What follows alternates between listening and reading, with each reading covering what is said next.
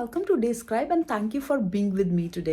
आज मेरे को जाना है लंदन। मेरे पिछले व्लॉग में अगर आपने देखा होगा तो मैंने कुछ सामान तैयार किया था क्योंकि मुझे कबीर के पास जाना है और उसको वो सामान भी देना है। साथ में मुझे लंदन घूमने जाना है क्योंकि क्रिसमस के टाइम पे लंदन वाइब्स बिल्कुल अलग होती हैं। कोई भी फेस्टिवल हो लंदन में वो बहुत अच्छे से सेलिब्रेट होता है। और कुछ ऐसी जगहें हैं जहाँ पे मतलब क्रिसमस का तो कोई नहीं है वहाँ पे, जैसे कि म्यूजियम्स हो गए। तो मैंने सोचा क्योंकि क्यों ना मैं आज आप लोगों को लेके चलूं और आप लोग देखें कि लंदन क्रिसमस के टाइम पर कैसा लगता है। तो जहाँ जहाँ भी मैं जाऊंगी वहाँ वहाँ आप लोग मेरे साथ चलेंगे।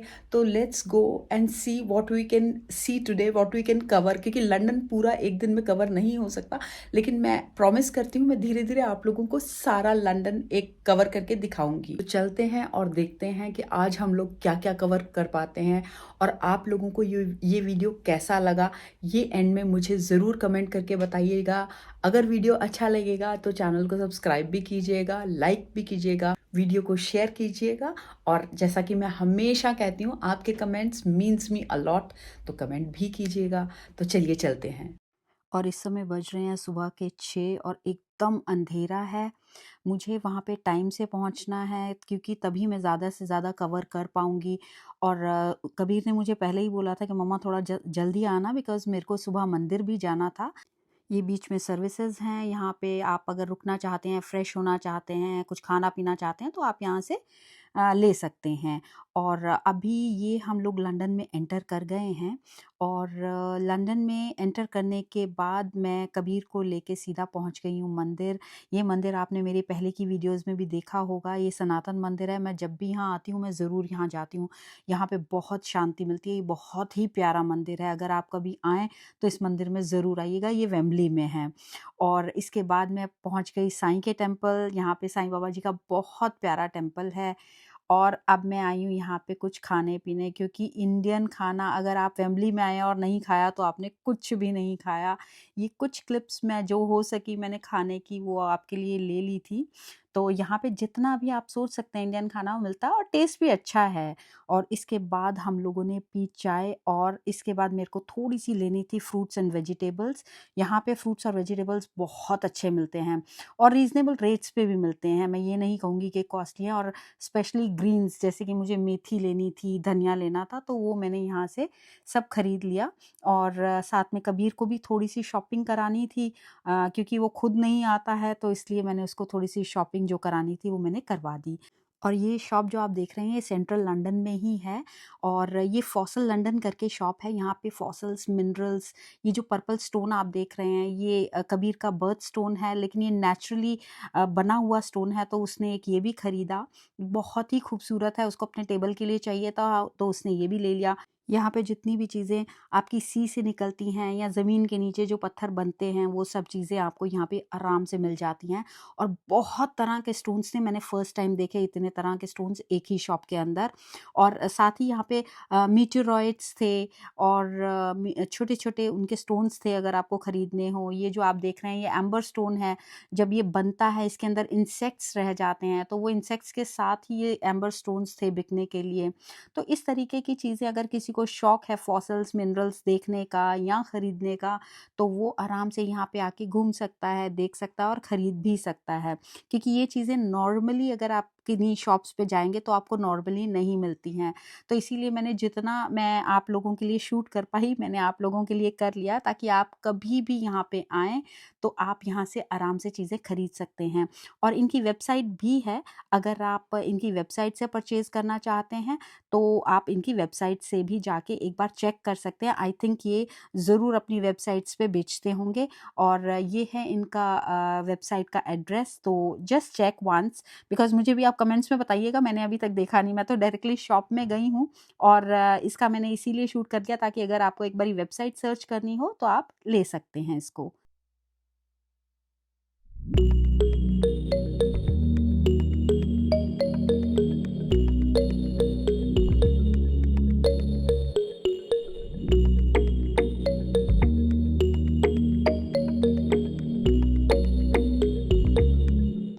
और ये जो क्लिप आप देख रहे हैं ना, मैंने स्पेशली ली है आप लोगों के लिए, ताकि आप लोग ये मैं आप लोगों को दिखा सकूँ कि बाहर की कंट्रीज़ में भी लोग ऐसे कूड़ा फेंक देते हैं। और अब मैं पहुंच गई हूँ ब्रिटिश म्यूजियम में। मैं जितना कोशिश करूंगी, जितना कवर कर पाऊँ, मैं आपको सारा दिखाऊंगी। और ये बहुत प्यारा म्यूजियम है, आप देखिए। और इसकी एंट्रेंस ही हमारे 9 ग्रह जो होते हैं ना, 9 प्लैनेट्स, उनकी बेसिकली मूर्तियों से है। और ये पूरा म्यूजियम हर कंट्री से जो इन लोगों ने लिया वो सब कुछ यहाँ रखा हुआ है। हर कंट्री से लोग स्पेशली इसे देखने आते हैं। और मैंने जितने लोगों को नोटिस किया, जितने अलग अलग कंट्री से लोग आए हुए थे, वो सब लोग देख तो रहे थे, लेकिन उनके चेहरों पे ये था कि नहीं, ये हमारा है, ये हमारी कंट्री था। जैसे कि मुझे भी यही लगता है कि ये हमारा है, हमारी कंट्री में वापस चले जाना चाहिए। ऐसे ही हर हर इंसान जिनकी कंट्री का जो सामान था वो ऐसे ही देख रहे थे। हाँ, ये इन्होंने म्यूजियम बहुत अच्छा बनाया हुआ है, लेकिन अल्टीमेटली ये बाकी सब कंट्री से लिया हुआ है।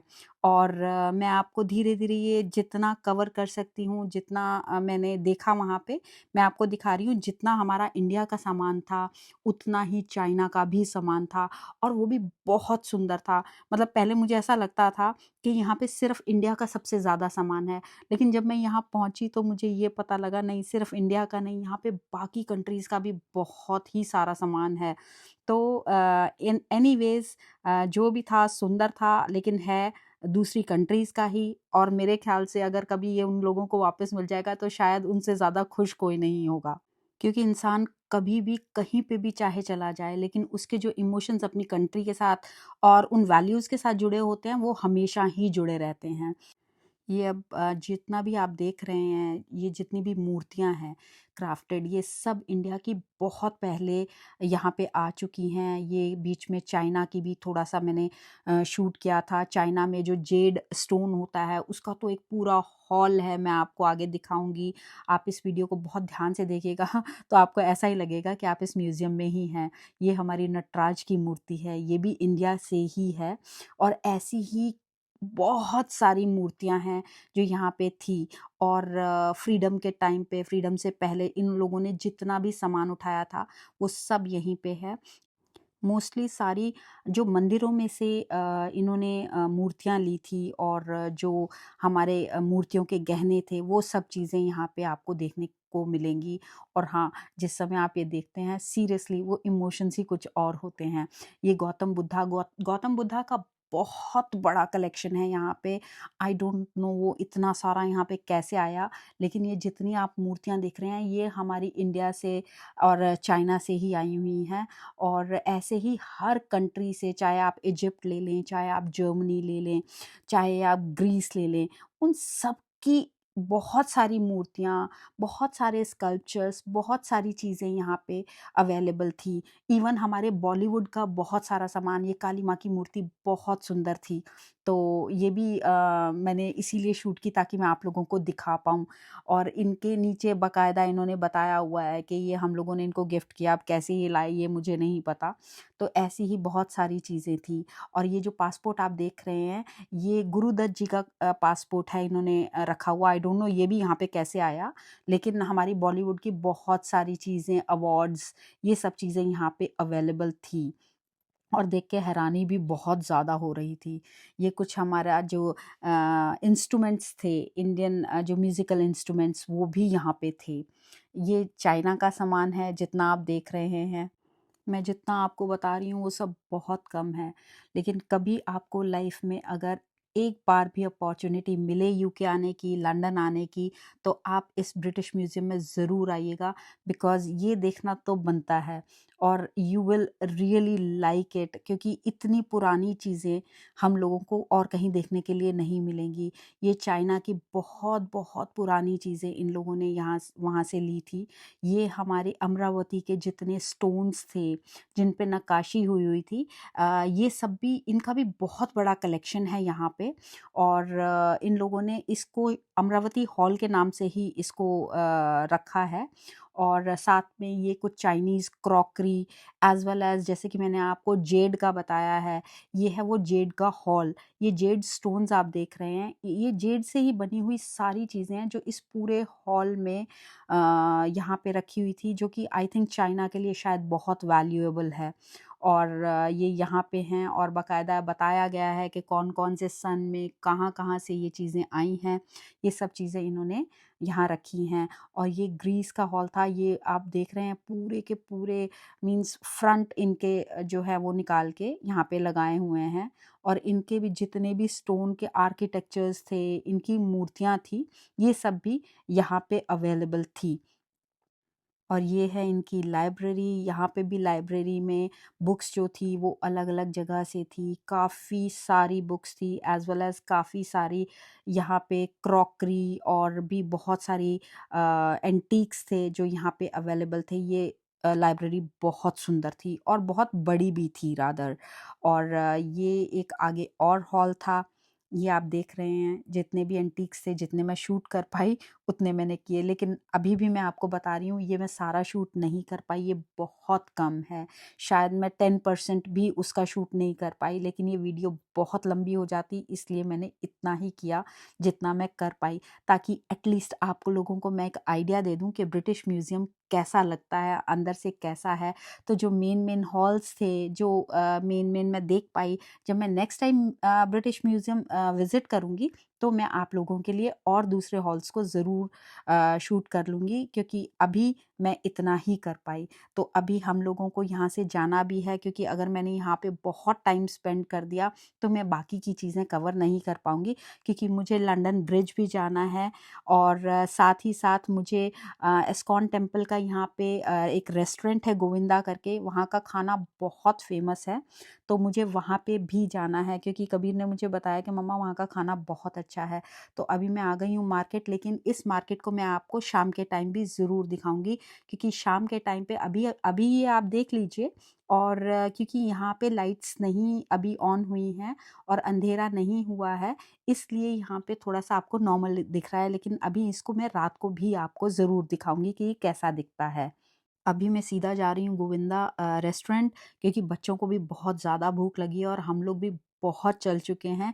ये आ गई हूँ मैं रेस्टोरेंट, यहाँ पे हमने थाली ऑर्डर की है और हमने 2 गोविंदा थालीज़ ऑर्डर की हैं और 1 पनीर की थाली। कबीर को पनीर बहुत पसंद है, तो उसने अपनी पनीर की थाली ऑर्डर की है। ये सारा सात्विक खाना है, लेकिन बिलीव मी ये बहुत टेस्टी खाना था। मतलब मुझे उम्मीद नहीं थी कि इतना अच्छा खाना मुझे यहाँ पे मिलेगा। और अब मैं आ गई हूँ बाहर और अब मुझे जाना है लंदन ब्रिज। यहाँ पर भी इंडिया की तरह रिक्शाज़ बहुत फ़ेमस हैं, लेकिन इन रिक्शाज़ का जो किराया ये बहुत ही ज़्यादा है। और इस समय शाम पड़ रही है, धीरे-धीरे लाइट्स ऑन हो रही हैं और अब मैं पहुँच गई हूँ लंदन ब्रिज। और बिलीव मी ये लंदन ब्रिज बहुत ही सुंदर लगता है रात को। अगर आपको कभी भी आना हो तो ट्राई कीजिएगा कि आप शाम के टाइम आएँ, क्योंकि डे टाइम में यहाँ पे लाइट्स आस-पास ऑन नहीं होती, तो आप इस तरह से लंदन ब्रिज को नहीं देख पाएँगे। अगर आपको कभी भी विज़िट करना है, आप इसको शाम के टाइम पे विज़िट कीजिए और डे टाइम में आप बाकी का लंदन घूम लीजिए।